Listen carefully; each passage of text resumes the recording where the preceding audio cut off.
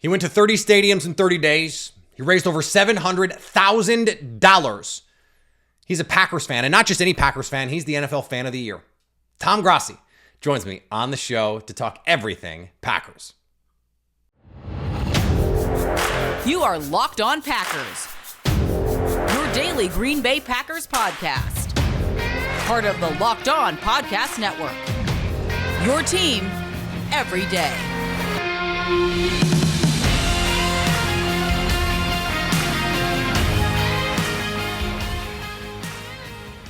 You are Locked On Packers, part of the Locked On Podcast Network, your team every day. I'm Peter Bukowski, and I cover the Packers for The Leap, a newsletter I would love for you to subscribe to. Follow me on Twitter, Peter_Bukowski. Follow the podcast on Twitter, Locked On Packers. Like us on Facebook. Subscribe to the podcast to iTunes, Spotify, Google Podcasts, wherever you find podcasts, you will find Locked On Packers, the #1 Packers podcast on the internet. I'm a show for fans who know what happened. They want to know why and how. Thanks to everyone who makes Locked On Packers their first listen every day. We hope you like starting your day with us as much as we like starting our day with you. Today's episode is brought to you by our friends at FanDuel. Make every moment more. Right now, new customers get $200 in bonus bets with any winning $5 bet. That's $200 if your bet wins. Visit FanDuel.com/LockedOn to get started. Tom Grossi on the show today from Las Vegas, where we had this conversation about the Packers, about the season, about this incredible fundraising journey that he went on that was national news, it was local news, it was all the stuff. I actually ran into him in the bathroom at Super Bowl. He was walking out, I was walking in. I was like, hey, Tom. And we ended up talking on mic later, talked off mic plenty. I saw him all over Las Vegas. Nowhere bad. Don't worry, nowhere bad. I didn't go anywhere bad. I didn't see him anywhere bad. So I guess I would have had to go somewhere ostensibly bad to see him there. But anyway, we are here because we're waiting on free agent news. If there's free agent news that breaks, this will just be a bonus episode and we'll do something else. We'll do something live. This is our 6th episode of the week. You guys have been going nuts for all this stuff this week. And so I thought, let's just make sure we get some Friday stuff out. Let's have a conversation. And so we did, and we are. So let's get to our conversation with Tom. We're here, Radio Row, Las Vegas, Super Bowl 58. And I found a familiar face. Look at this guy. I found Tom Grossi. Thanks for having me, bud. Good to see you. Appreciate it. Great. The Packers. Yes. When did you allow yourself to think that you could be here with them? Probably the third quarter of the 49ers game, because before then, like Dallas, I was like, all right, we'll see what happens. Maybe they win that game, and I'm like, nope, got to temper. Because I'm like, they've broken my heart too many times. Yeah. I'm not even going to think about it. And the 49ers game was they would never break your heart. Never. No, they've never done so. So then the 49ers game, like, we're winning, and we're looking good. I'm like, if we can just get that second score and go 2 scores up, but we're there, and then it just never happened, and it broke my heart. Like, the third quarter, I legit was thinking, like, oh, man, I'm going to see my team. And you might be thinking, Tom, isn't there a whole other game to be played? And I was like, yes. Don't care. It seemed like it was done. Like, we knew they were going to go beat the Lions. Is it, all right, maybe it's a Packers thing, and you would be the perfect person to ask this. Do you ever get that, like, when we beat the Falcons, right, to go to the Super Bowl? When we beat the Falcons, I'm like, we're going to the Super Bowl. That's it. Oh, yeah. Like, that's it, right? It's like, we just went into Atlanta, absolutely destroyed them, don't care about the Bears, they're going to be fine. We can beat whoever's going to be there for the AFC, we're going to win. I feel like I've had that a few times since, like, of course, 2014, 15, like, looking at that NFC Championship game. Buccaneers, I thought for a hot second we could get there. I just feel like there's always that, like, fate of, like, oh, it's destiny. It's the Packers. They're going to do it. And then destiny's like, no. Yeah, we had other plans. I don't know that, like, we talked about this earlier. 2014, I feel like I didn't think they were going to beat the Seahawks. And so, but, like, in the middle of the third quarter, you're like, oh, they're going to go. And that was actually to the Super Bowl. So that we knew that. But, like, I don't know that I felt that since then. That's fair. I think that in is 2020. I was still so scared of Mahomes. Yeah. That I was like, I don't know this team's defense. Kevin King is the corner. Like, and it turns out we were right to worry about that. Yeah, I mean, 21. I think we had a better team too. 21 just looked better. It's just 49ers us. And I think at the end of the day, like, I don't know, man. You get those feelings every now and then the universe just reminds you of just like, you're not allowed to have that much joy. You have amazing quarterbacks that, sustainability for 30 plus years. You don't get this too. When did you know about Jordan? Jordan honestly was a Panthers game. And the defense was god awful. Like the Panthers game, because he had his ups and downs, right? Like the Broncos game was not good. Like had those like picks and stuff. But I think I said it right after the Panthers game. I was like, he's my guy. Like, I got it now. Like, he's that guy. He looks so much better. He's not making those mistakes anymore.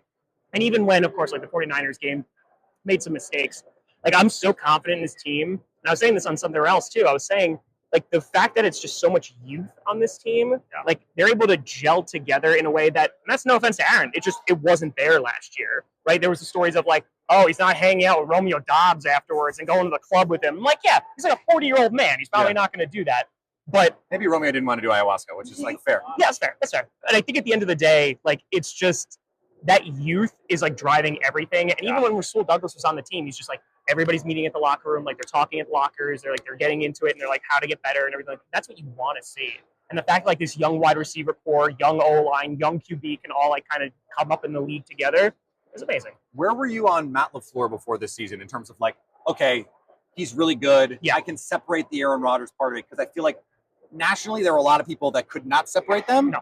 And I was trying to say like, hey, there's definitely is some separation here, but at the same time, I still needed to see it. So where were you? Yeah, so that's my biggest concern with him was personnel.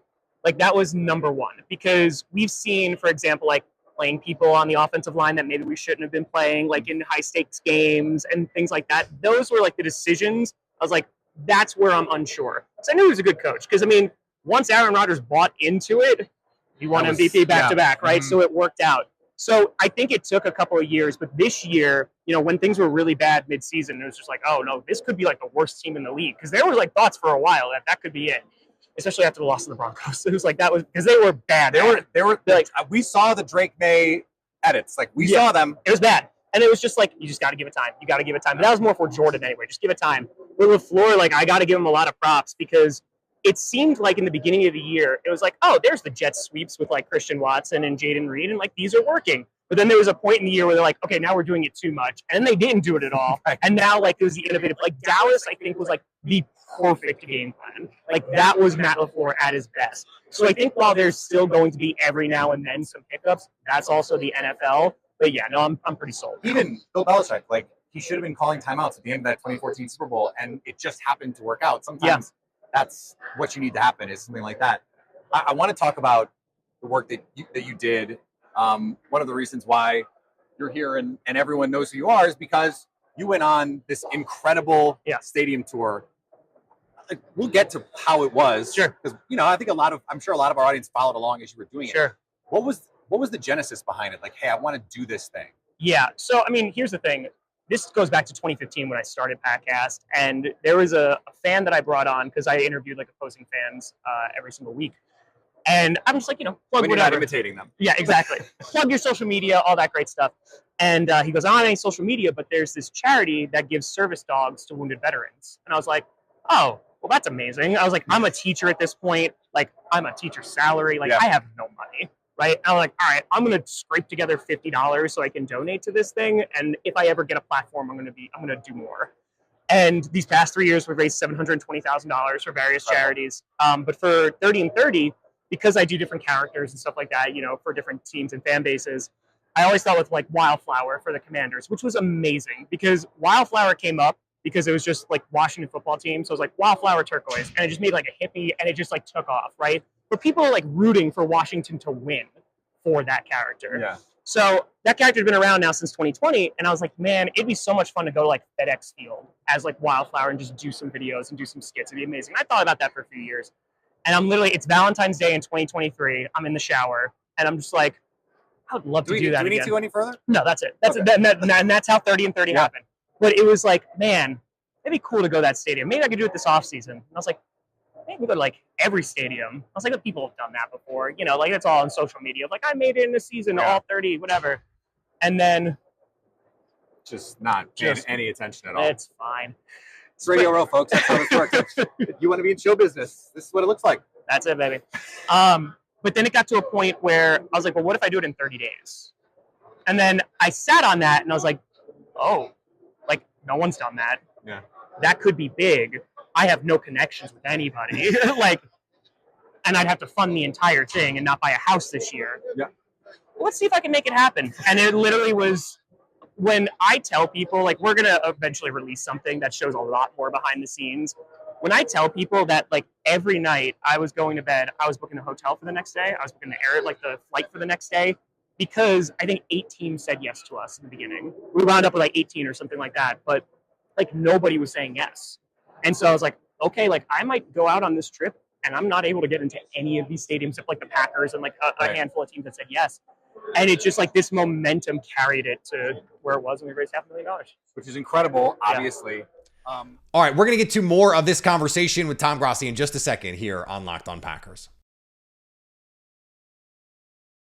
Today's episode is brought to you by our friends at Robinhood. Did you know that even if you have a 401k for retirement, you can still have an IRA? Robinhood has the only IRA that gives you a 3% boost on every dollar you contribute when you subscribe to Robinhood Gold. But get this. Now, through April 30th, Robinhood is even boosting every single dollar you transfer in from other retirement accounts with a 3% match. That's right, no cap on the 3% match. Robinhood Gold gets you the most for your retirement thanks to their IRA with a 3% match. This offer is good through April 30th. Get started at robinhood.com/boost. Subscription fees apply. And now, for some legal info, claim as of Q1 2024, validated by Radius Global Market Research. Investing involves risk, including loss. Limitations apply to IRAs and 401ks. 3% match requires Robinhood Gold for 1 year from the date of the first 3% match. Must keep Robinhood IRA for 5 years. The 3% match on transfers is subject to specific terms and conditions. Robinhood IRA available to U.S. customers in good standing. Robinhood Financial LLC, member SIPC, is a registered broker-dealer. Today's episode also brought to you by our friends at FanDuel. Say goodbye to busted brackets because FanDuel lets you bet on every game of the tourney. Whether you're betting on a big upset or a 1 seed, it's time to go dancing. It's time to go dancing on America's #1 sports book. Right now, new customers get $200 in bonus bets if your first $5 bet wins. That's $200 to use on point spreads, money lines. You can even pick who's going to win it all. Parlay them. Do a nighttime parlay or a dayside parlay. Early games. Throw them in a tease. Throw them in a parlay. Do all kinds of fun stuff. Visit FanDuel.com/lockedon and make your first bet a winner. Bet on college hoops until they cut down the nets. Let's talk about Mark Murphy for a second. Yeah. Because you've had the opportunity to sit down with him a couple times. Yeah. You're going to have to sharpen those interviewing skills for whoever comes next, It's true. I guess. It's true. I'm putting my name in the running. I feel like there has been, for whatever reason, a revisionist history on what he's done through the organization, shepherding them through multiple head coaches who've had successful track records, multiple quarterbacks, and brings the NFL draft, expanded stadium capacity. Like there's a lot. Titletown district, which people like to make fun of, but like go. It's really a cool thing to be there. Make fun of the sledding hill. Yeah. What's up, Aaron? Yeah. But what have been your impressions of him in those rooms? Because I actually think he's also a really interesting guy to talk to. He is. I mean, what I gotta say, so I started this in 2015. In 2016, like I think I had 5,000 people listen. Like not like followers or anything like that. 5 people just listened. And I emailed Mark like through the Murphy Ask 5 on New Year's Eve. I was just like, hey, so like I got 5,000 listeners. Like I'm running a podcast. Like, could I interview you? He responded within a couple hours. Like, yeah, just let me know. So that August, and I've interviewed him almost every year since 2016. The first interview, he gave me 90 minutes of his time. And like, he told me stories of like Washington, for example. They flew him out during the draft in Washington. And back then, like there was no cell phones or anything. And they were like, we're going to draft you. And he's like, oh, this is amazing. So what they did is they put him on a bus and stuff like that. And they brought him a tour around DC and all that during the draft. So he was getting phone calls from other teams. And so at the end, Washington didn't draft him and goes, oh, we'll sign you as a free agent. So he missed out on getting drafted because of Washington. Like, and he told me these stories. He told me about like the strikes and like the player holdouts and all this stuff. The guy has had such an illustrious history. And I think the reason why he doesn't get like the reputation, like he doesn't have the reputation he quite honestly deserves, is because you have Bob Harlan, right? Like he is like legend status in Green Bay. But as we talked about, like when I first interviewed him, it was a Kmart across the street. Now it's Titletown, right? The draft, he has wanted that every single second that I've known him. He got the draft. So I think he has done a great job. I mean, he walked in on the Brett Favre trade, right? It's like, oh, cool. And then he complicated fella Aaron Rodgers. Like he went with that. And I've said this for like a couple years now. That comment was the best comment you could ever, complicated fella. That's it. And he got crucified for it. So I think like now, you know, Mark Murphy's starting to get his flowers, which I'm very happy for because, man, he is such a great person to be at the head of the organization. He loves the fans. He's always personable with every single fan that talks to him. Yeah. And he's just he's carried the G, if you will. It's true. If you ever get a chance to go to the Hall of Fame dinners, yeah, he's there, and I've seen him work the room there. He is great. I'm gonna embarrass my dad for a second. My dad went up to him and wanted to talk football with him. Yeah. And Mark Murphy engaged and was just like, "Hey, yeah, I think you have some good ideas." He was really cool about it. And I think people don't quite understand what is going on there. He like Mike McCarthy in a lot of ways, was the perfect person to do what he did. I'm going to get you out of here on this. This was a really exciting season, 2023. Yeah. So many young players, as you mentioned. Who are you most excited to see next year? I mean, obviously Jordan's up there, of course. But, man, new DC, this is going to be I'm so excited for Quay Walker, man.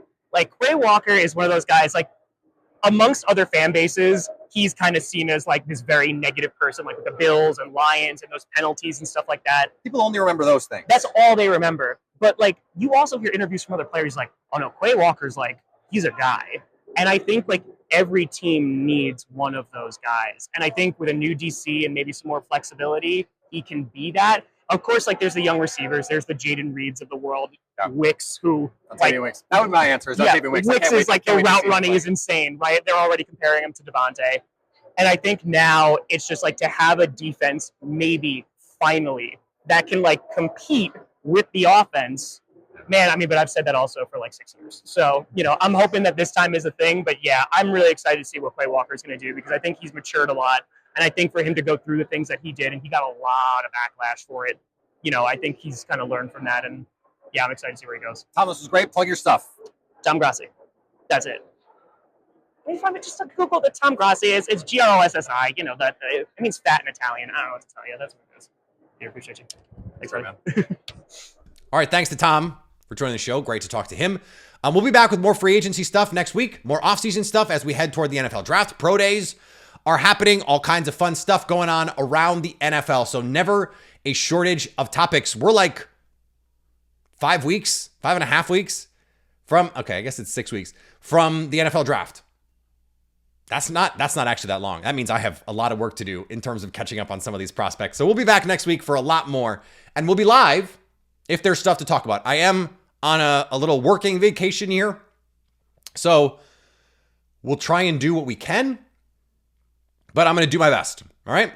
Follow me on Twitter, Peter_Bukowski. Follow the podcast on Twitter, Instagram, TikTok, Locked On Packers, and of course on YouTube, where you can subscribe to us so you can stay Locked On Packers.